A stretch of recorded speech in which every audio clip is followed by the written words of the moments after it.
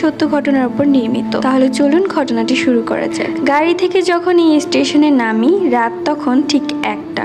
যাত্রীদের স্টেশনে নামিয়ে দিয়ে রেলগাড়িটি আবার চলতে শুরু করলো। সঙ্গে থাকা ব্যাগটা কাঁধে ঝুলিয়ে স্টেশন মাস্টারের রুমের দিকে গেলাম। ভিতরে ঢুকতে দেখি সেখানে একজন লোক বসে আছে। উনি হয়তো স্টেশন মাস্টার। তাকে গিয়ে জিজ্ঞেস করলাম, এখান থেকে রসুলপুর কত দূর? তিনি উত্তর দিলেন, এখান থেকে রসুলপুর 6 কিলোমিটার রাস্তা, কিন্তু এত রাতে এখান থেকে রসুলপুর যাওয়ার জন্য কোনো ভ্যান পাওয়া যাবে না, তাই রাতটা কষ্ট করে এখানেই কাটাতে হবে। তার সাথে কথা শেষ করে ওই রুম থেকে বের হয়ে গেলাম। বাইরে এসে দেখি চারপাশটা কেমন ফাঁকা ফাঁকা, কোনো মানুষজন নেই।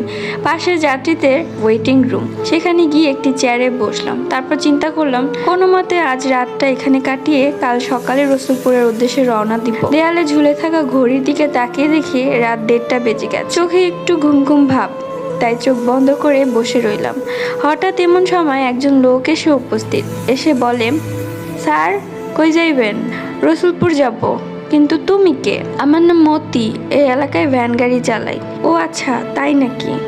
আচ্ছা, তুমি কি রসুলপুর যাবে? হ্যাঁ স্যার, যাবো, চলেন। মনে মনে চিন্তা করলাম কষ্ট করে স্টেশনে রাত কাটার চেয়ে গন্তব্যে চলে যাওয়া ভালো, তাই ব্যাগটা হাতে নিয়ে বলি, চলো মতি।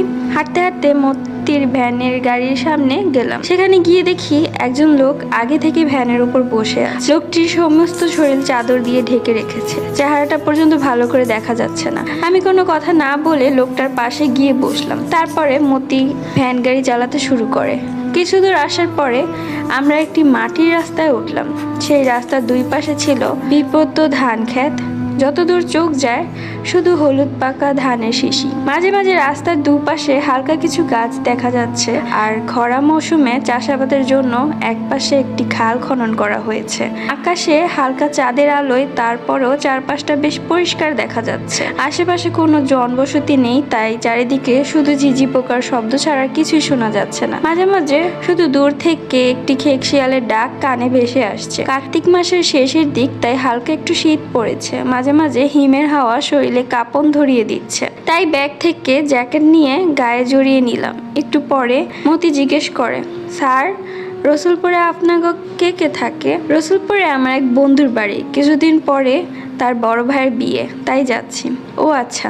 মাঝপথে আসার পরে মতি বলে, স্যার আপনারা বসেন, আমি একটু আসি। বুঝতে পারলাম সে প্রাকৃতিক ডাকে সাড়া দিতে যাচ্ছে। মতি পিছনের দিকে একটু দূরে গিয়ে রাস্তার নিচে নেমে গেল। তাকে আর দেখা যাচ্ছে না। অনেকক্ষণ বসে থেকে আমার কোমর ব্যথা হয়ে গেছে, তাই ভ্যান গাড়ি থেকে নেমে রাস্তার মধ্যে একটু হাঁটাচলা করতে লাগলাম। অনেক সময় হয়ে গেছে, কিন্তু মতি এখনো ফিরছে না। আমি তখন তার নাম ধরে ডাকলাম, কিন্তু কোনো উত্তর পেলাম না। আমার মাঝে কেমন একটা টেনশন কাজ করছে। কিন্তু আমার পাশে বসা লোকটি কোনো নড়াচড়া বা সারা শব্দ কিছুই নেই, শুধু চুপচাপ করে বসে আছে। ব্যাগ থেকে তখন আমি টর্চ লাইটটা নিয়ে আস্তে আস্তে ওই দিকে গেলাম যেদিকে মতি গিয়েছিল, কিন্তু সেখানে গিয়ে আমি কিছুই দেখতে পেলাম না। আস্তে আস্তে আরো একটু সামনে গেলাম। হঠাৎ লক্ষ্য করলাম খালের পাশে কার যেন লাশ পড়ে আছে। কাছে গিয়ে দেখি এটা মতির লাশ।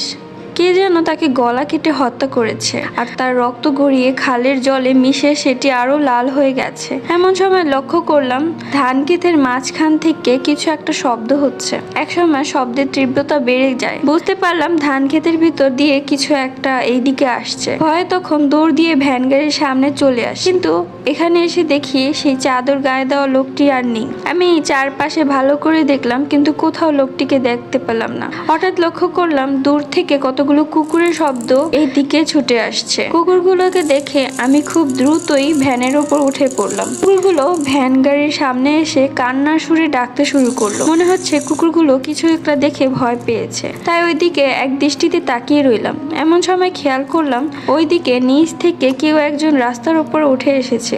হাতে থাকা টর্চ লাইটটি সেই দিকে ধরলাম। দেখি রাস্তার উপর এক মধ্যবয়সী মানুষ দাঁড়িয়ে আছে। মুখে আর পোশাকে রক্ত মাখা দাগ, চোখ যেন জল করে জ্বলছে, আর এক দৃষ্টিতে এদিকেই তাকিয়ে আছে। লোকটিকে দেখে কুকুরগুলো ভয়ে সামনের দিকে দৌড় দিল। আমি তখন কি